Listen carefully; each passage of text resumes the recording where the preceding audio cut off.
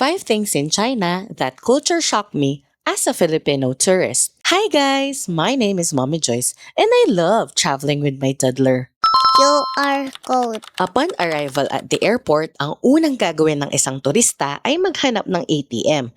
Pero moms, 9 days kami sa China, pero phone lang ang gamit namin sa lahat ng transactions namin.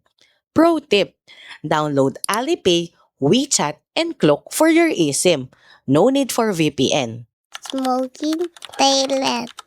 Culture. I super love Shanghai, pero ito talaga ang hindi ko kinaya. Ang pagyoyosin nila sa public places or even sa loob ng DD taxi. And worst is, sa Disneyland mismo. So if hikain ka, please don't forget to bring face mask. When it comes to toilet naman, kaya ko pa naman mag-adjust. Mas hygienic naman ang squatting. Yun nga lang, walang bidet. So bring your own portable tabo, wet wipes, and tissue. CCTV everywhere. Alam niyo ba yung feeling na ang daming kamerang nakatutok sa inyo? Yung parang nasa reality TV show kayo.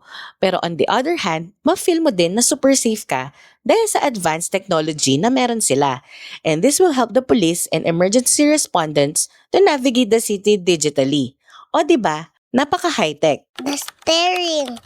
Hindi mo talaga maiiwasan yung titigan kanila ng matagal dahil naiiba ka sa kanila, lalo na kung maputi ka at medyo bilog ang mata. Ito pala yung mga Chinese student dancers na nag-ask ng permission kung pwedeng magkipicture sa anak ko. And I find it really cute, which leads us to... Kinas. Based on our experience, wala naman kaming na-encounter na bastos or masungit. Actually, ang babait nga nila and willing kanilang tulungan kahit hindi kayo magkaintindihan. I felt very welcome in their country, kaya panigurado, babalik talaga ako. Sheshe Shanghai! Follow me and join my community on Facebook for more China DIY budget travel tips. Bye!